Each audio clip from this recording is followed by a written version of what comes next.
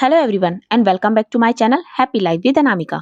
तो एक और इंटरेस्टिंग वीडियो मैं आप लोगों के लिए लेकर आई हूँ जो कि आपकी डेली रूटीन में होने वाली छोटी बड़ी सभी प्रॉब्लम्स को सॉल्व करने में आपकी हेल्प करेगा। तो वीडियो स्टार्ट करने से पहले अगर आपने मेरे चैनल को सब्सक्राइब नहीं किया है तो इसे सब्सक्राइब कर लें। तो चलिए फ्रेंड्स, आज का वीडियो स्टार्ट करते हैं। तो आज की पहली ट्रिक है इस कढ़ाई को लेकर।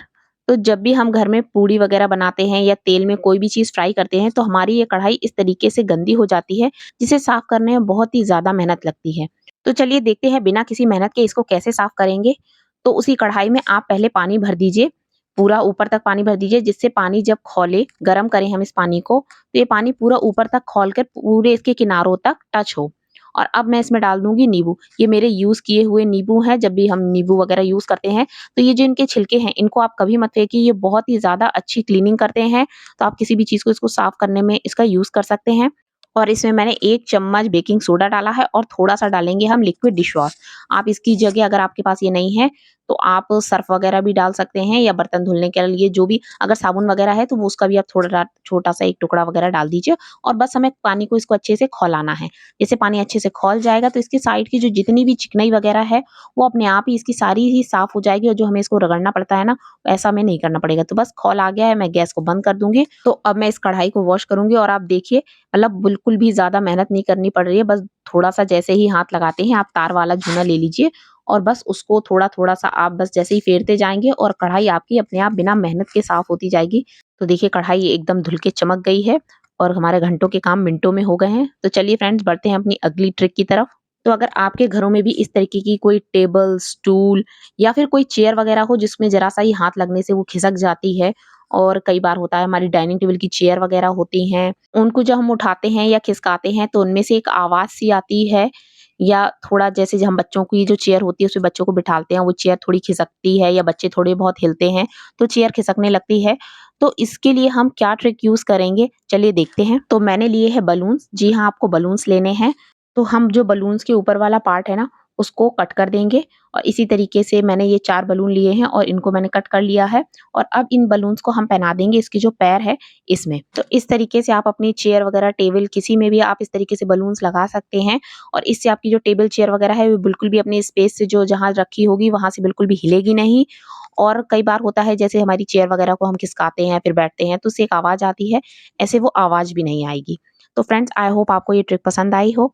चलिए बढ़ते हैं अपनी नेक्स्ट ट्रिक की तरफ। तो फ्रेंड्स, इस ट्रिक को देखकर आपको अपनी मम्मी की याद आने ही वाली है क्योंकि ये ट्रिक मैंने उन्हीं से सीखी है। तो इस तरीके से सेफ्टी पिन्स वगैरह हम सभी के घरों में पड़े रहते हैं ड्रेसिंग में, और जब भी हमें इन्हें यूज करना होता है तो हमें एक एक सेफ्टी पिन ढूंढना पड़ता है। और सेफ्टी पिन एक ऐसी चीज है जो आप जब रख देते हैं ना तो कई बार होता है वो हमें मिलती नहीं है।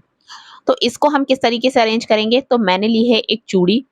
आपने देखा होगा कि पहले मतलब मेरी मम्मी को मैंने देखा था वो हमेशा जब भी चूड़ी पहने रहती थी तो जब भी उनसे सेफ्टी पिन मांगो तो सेफ्टी पिन वो अपनी चूड़ी में से निकाल कर देती थी। तो 3-4 सेफ्टी पिन तो उनकी चूड़ी में हमेशा लगे ही रहते थे। तो जब भी उन्हें पिन की जरूरत होती थी तो वो अपनी चूड़ी से पिन निकालती थी और उसको लगा लेती थी। तो इस तरीके से वो लोग कभी भी पिन को यहाँ वहां रखती नहीं थी, उन्हें जब भी पिन मिलते थे वो अपनी चूड़ियों में लगा लेती थी। तो मैंने सोचा क्यों ना इस तरीके से ही हम अपने सेफ्टी पिन्स को अरेंज करके रखें। तो हम भी इस तरीके से अपने जितने भी सेफ्टी पिन्स हैं उनको इस तरीके से चूड़ी में आप लगा लीजिए और लगाकर आप अपनी इस चूड़ी को कहीं पर भी अपनी ड्रेसिंग में टांग लीजिए या रख लीजिए। और मैंने ये कांच की चूड़ी ली है आपको दिखाने के लिए, मुझे कोई और चूड़ी मिली नहीं। तो आप इसकी जगह मेटल की चूड़ी भी ले सकते हैं जिससे आप अगर इसको ड्रॉर वगैरह में कहीं पर भी रखेंगे तो वो टूटेगी नहीं। और इस तरीके से आप अपने पिन को अरेंज करके रखिए। तो कभी भी आपको सेफ्टी पिन मिले या आपने उसको लगाया हो या आपको जरूरत हो तो आप इसमें से लगा सकते हैं, निकाल सकते हैं। तो फ्रेंड्स, ये ट्रिक आपको मेरी कैसी लगी मुझे कमेंट करके जरूर बताइएगा। तो चलिए फ्रेंड्स, बढ़ते हैं अपनी नेक्स्ट ट्रिक की तरफ। तो ये ट्रिक है हमारी नए बर्तनों को लेकर।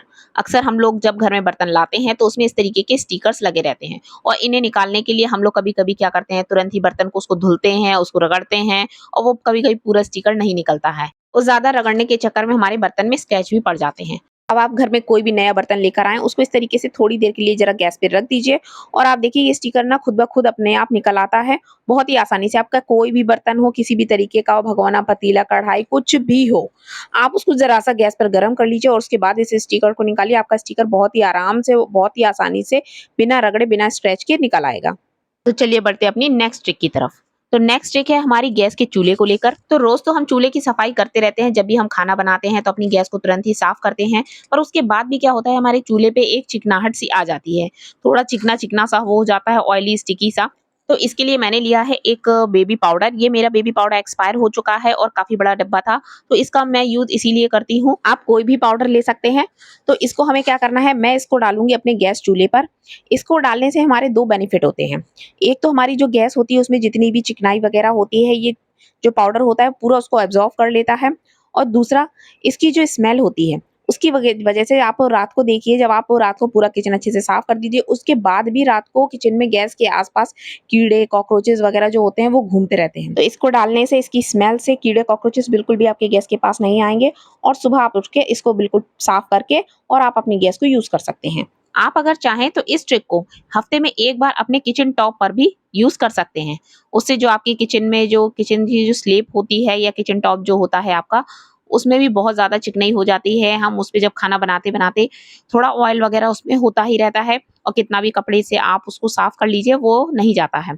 तो इस पे आप हफ्ते में एक बार इस तरीके से पाउडर को पूरा अच्छे से छिड़क दीजिए और रात भर छोड़ने के बाद पूरा किचन को सुबह आप पोंछ के साफ कर दीजिए।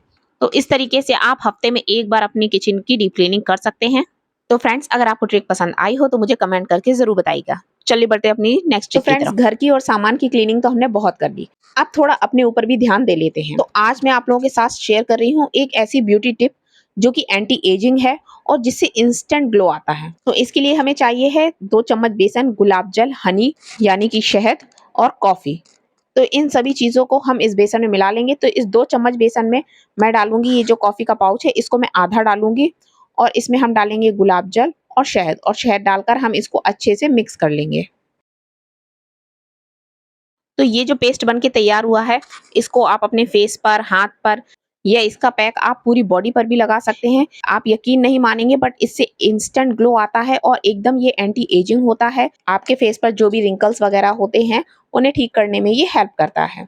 तो इस पैक को आप ज़रूर ट्राई कीजिएगा। मैं आपको इसको हाथ में लगाकर दिखाती हूँ और इस तरीके के जो घर के बने पैक होते हैं ये आपको नुकसान भी नहीं करते हैं।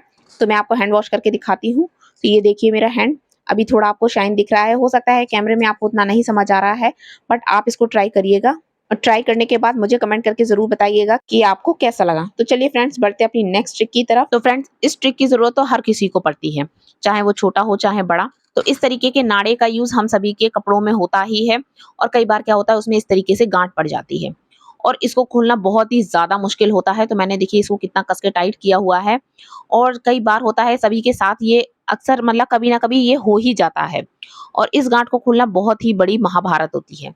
पर इस महाभारत को हम बहुत ही आसानी से सुलझा सकते हैं। तो कैसे? उसके लिए हमें चाहिए एक ये बॉब पिन। ये जो पतली वाली जो चिमटी आती है, हमको इसको ये लेना है और जहाँ से ये गांठ होती है, जहाँ से हम गांठ लगाते हैं तो 2 तरफ के जो नॉट लगते हैं, उस नॉट में एक तरफ की आप जो भी किसी भी एरिया को आप पकड़ लीजिए और उसके अंदर आपको इसको डालना है। ये चिमटी इतनी ज़्यादा पतली होती है, ये बहुत ही आसानी से ये उसके अंदर चली जाती है। तो इस चिमटी को हम गांठ वाली जगह पर डालेंगे और उसके बाद इसको थोड़ा-थोड़ा खींचेंगे। खींचने के बाद आप देखेंगे ये जो गांठ वाला एरिया है, ये अपने आप ही आपके धीरे-धीरे थोड़ा-सा ऊपर उठने लगेगा। उसके बाद आप गांठ को आसानी से खोल दीजिए। तो इस तरीके से आप अपनी बड़ी-बड़ी प्रॉब्लम्स को सुलझा सकते हैं। तो फ्रेंड्स, आज के लिए बस इतना ही। आई होप आपको आज की ट्रिक मेरी पसंद आई हो।